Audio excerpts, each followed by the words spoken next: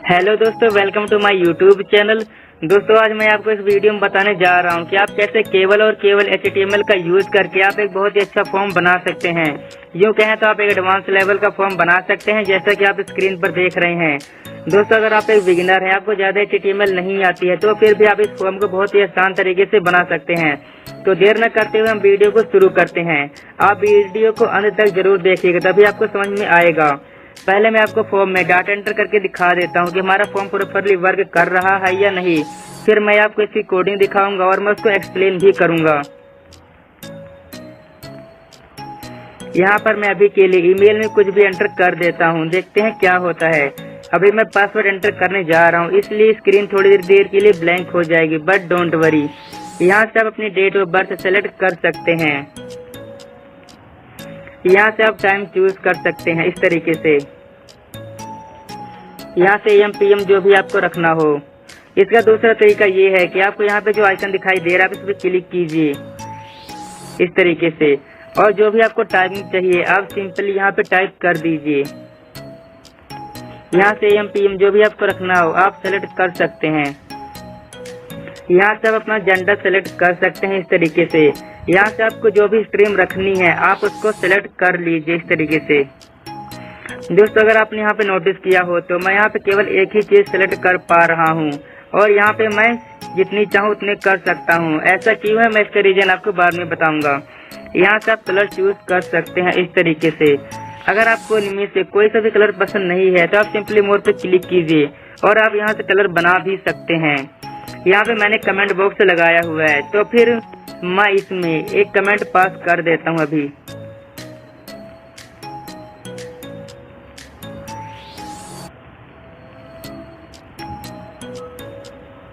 दोस्तों, मैंने यहाँ पे कमेंट एंटर कर दिया है।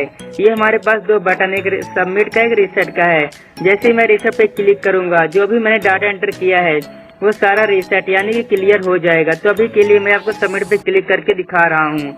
दोस्तों, यहाँ पे एरर आ रहा है कि हमने ईमेल नहीं डाली हुई है ठीक से, जो उसकी सही फॉर्म होती है। इसका मतलब हमारा फॉर्म प्रॉपरली वर्क कर रहा है, इसलिए मैं सही से यहाँ पे ईमेल डाल देता हूँ। अब मैं आपको सबमिट करके दिखा रहा हूँ। दोस्तों, हमारा फॉर्म सबमिट हो चुका है। अब मैं आपको इसकी कोडिंग दिखाता हूँ। दोस्तों, यहाँ पे हमने सिंपली टाइटल दे रखा है फॉर्म मेकिंग। आप यहाँ पे कुछ भी डाल सकते हैं। बॉडी के अंदर हमने यहाँ पे BG कलर स्काई ब्लू दे रखा है। आप यहाँ पे कुछ भी दे सकते हैं या ना दें, आपकी मर्जी। यहाँ पे हमने H1 हेडिंग का यूज किया और इसको यहाँ पे क्लोज कर दिया है। फॉन्ट कलर में हमने रेड दे रखा है, और यहाँ पे हमने टाइप कर रखा है एडवांस लेवल फॉर्म।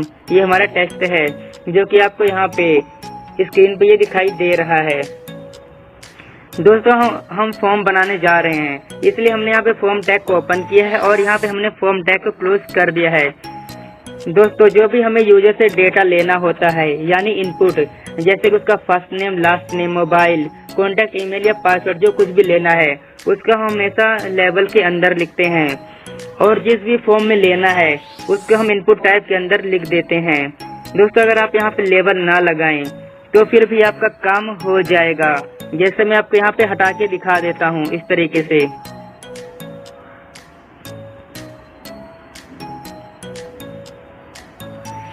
ये देखिए दोस्तों, यहाँ पे कोई फर्क नहीं पड़ा, बिल्कुल वैसे का वैसा ही है। दोस्तों, अगर मैं यहाँ से BR टैग हटा दूं तो देखते हैं क्या होता है। दोस्तों, ये जो बॉक्स था ये बिल्कुल सामने आ चुका है। तो अगर आपको इस तरह रखना है तो आप BR टैग ना लगाएं, पर मुझे इस तरह पसंद नहीं, इसलिए जैसे पहले था मैं उसको उसी तरह लिख देता हूँ। और दोस्तों, लेवल जरूर लगाएं, क्योंकि इसको लिखने का सही तरीका तो लेवल ही है। तो जैसे पहले था मैं इसको वैसे ही कर दे रहा हूँ।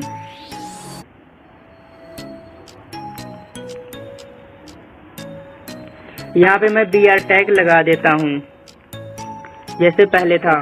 दोस्तों, अगर आपने यहाँ पे देखा हो तो ये देखिए, आपको बीच में लिखा दिखाई दे रहा है कि एंटर योर फर्स्ट नेम। ये प्लेस होल्डर के कारण हो रहा है, जो कि हमने यहाँ पे दे रखा है enter your first name place holder में। आप भी दे सकते हैं। दरअसल ये इसलिए होता है ताकि यूजर को हम बता सके कि आपको इस बॉक्स में क्या फिल करना है, क्योंकि कई बार ये जो दे रखी हेडिंग मतलब फर्स्ट नेम ये नहीं दिया होता है। इसी तरह सिंपली हमने यहाँ पे लास्ट नेम के साथ भी किया है। हमने यूजर से उसका लास्ट नेम लेना है और इनपुट टाइप में हमने टेक्स्ट डाल रखा है और प्लेस होल्डर हमने दे दिया है एंटर योर लास्ट नेम। दोस्तों अब हमें यूजर से उसका मोबाइल नंबर लेना है, तो फिर मोबाइल नंबर तो हमेशा नंबर की फॉर्म में ही होता है, इसलिए आपको नंबर यहाँ पे जरूर डालना है इनपुट टाइप में। अगर यहाँ पे आप टेक्स्ट डाल देते हैं तो फिर जो यूजर है वो कुछ भी यहाँ पे एंटर कर सकता है, जैसे कि यहाँ पे हम फर्स्ट नेम में एंटर कर पा रहे हैं। इसलिए आपको ध्यान रखना है कि आपको हमेशा नंबर के लिए आपको इनपुट टाइप में हमेशा नंबर ही डालना है और यहाँ पे आप प्लेस होल्डर कुछ भी दे सकते हैं। एक और जरूरी बात दोस्तों, अगर आप चाहें तो इसके अंदर आप नेम भी दे सकते हैं, पर हमारा फॉर्म वैसे ही प्रॉपरली वर्क कर रहा है, इसकी कोई जरूरत नहीं है, इसलिए हमने नहीं दिया हुआ है। पर आप देना चाहें तो दे सकते हैं इस तरीके से। ये देखिए, पर इसका कोई फर्क नहीं पड़ रहा है, इसलिए मैंने नहीं दे रखा है ताकि फॉर्म आपको कॉम्प्लिकेटिव ना लगे। इसके बाद दोस्तों हमें यूजर से उसका ईमेल लेना है, तो फिर हमने इनपुट टाइप में ईमेल दे रखा है। अगर आप यहाँ पे टेक्स्ट देते हैं तो फिर भी आपका काम हो जाएगा, बट जो फॉर्म सबमिट करते समय जो एरर आ रही थी वो नहीं आएगा। तो इसलिए आपको हमेशा ईमेल ही डालना है ताकि यूजर हमेशा सही ईमेल ही डाले, वो उसमें कुछ भी टाइप ना कर दे अपनी तरफ से। यहाँ पे हमने प्लेस होल्डर में एंटर योर ईमेल दे रखा है और अब हमें यूजर से उसका पासवर्ड लेना है, तो इनपुट टाइप में हमने पासवर्ड दे रखा है। दोस्तों अगर आप यहाँ पे टेक्स्ट देते हैं तो फिर भी काम हो जाएगा, बट जो पासवर्ड एंटर करते समय जो स्क्रीन ब्लैंक हो रही थी और जो भी पासवर्ड मैंने एंटर किया था, जैसे मैं आपको करके दिखा रहा हूँ, यहाँ पे आपको ये डॉट डॉट दिखाई दे रहा है, तो फिर अगर आप टेक्स्ट देंगे तो ये ऐसा नहीं होगा। दरअसल ये हमारी सिक्योरिटी के लिए होता है, ताकि अगर आपके साथ कोई भी पर्सन बैठा है तो आपका पासवर्ड वो देख ना सके। तो आप इनपुट टाइप में हमेशा पासवर्ड ही दें। दोस्तों यहाँ से हमें यूजर का डेट ऑफ बर्थ लेनी है, तो फिर इनपुट टाइप में हमने सिंपली डेट दे रखी है और यहाँ पे हमने नेम दे रखा है एंटर डेट ऑफ बर्थ। अगर आप यहाँ पे प्लेस होल्डर देंगे तो फिर यहाँ पे वो विजिबल नहीं होगा इस जगह पे, तो इसको देने का कोई फायदा नहीं है। अब हमें यूजर से उसके टाइम, यहाँ पे हमने टाइप में दे रखा है टाइम, ताकि यूजर अगर अपना कोई भी टाइम डालना चाहता है तो वो दे सके। इसका वैसे यूज कम होता है, पर फिर भी मैंने इसमें दे दिया है ताकि आप इसको अपनी तरह से मैनेज कर सके आपको जरूरत हो तो। यहाँ पे हमने नेम में दे रखी है टाइमिंग। दोस्तों अब हमने जेंडर लेना है यूजर का, कि वो अपना जेंडर सेलेक्ट कर सके, उसका क्या जेंडर है। इसके लिए हमने यहाँ पे इनपुट टाइप में रेडियो दे रखा है।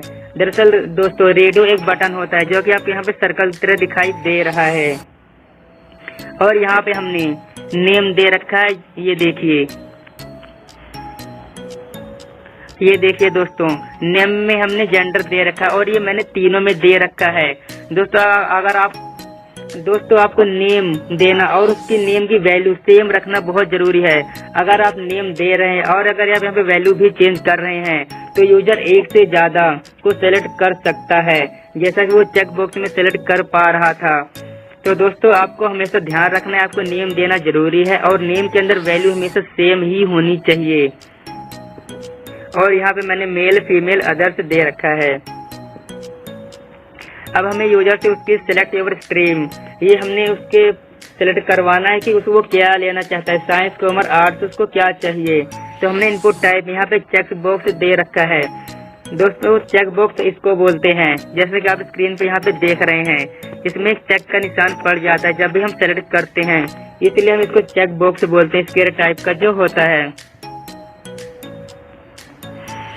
और यहाँ पे हमने साइंस दे रखा है। इसमें अगर आप नेम देते हैं, अगर चाहें कि मैं इसमें नेम दूं इस तरीके से और नेम के अंदर वैल्यू भी मैं सेम रख दूं तीनों में, तो फिर भी इसमें कोई फर्क पड़ने वाला नहीं है, तो फिर भी आपको इसमें देने की जरूरत नहीं है। अगर आप देना चाहें तो दे सकते हैं, पर इसका कोई फर्क नहीं पड़ेगा। अब यहाँ से मुझे यूजर का कलर लेना है, ताकि वो अगर कलर सेलेक्ट करना चाहता है तो वो कर सके। तो यहाँ पे मैंने इनपुट टाइप में कलर दे रखा है और यहाँ पे मैंने कमेंट के लिए एक बॉक्स बना रखा है। दोस्तों अगर आपको कमेंट के लिए कोई बॉक्स बनाना है, उसके लिए आपको एक टैग यूज करना पड़ेगा, टेक्स्ट एरिया। तो मैंने यहाँ पे टेक्स्ट एरिया, ये जो टैग इसको ओपन किया, यहाँ पे ये क्लोज कर दिया है। इसके बीच में हमने लिखा है कोल्स यानी कॉलम्स एंड रोज।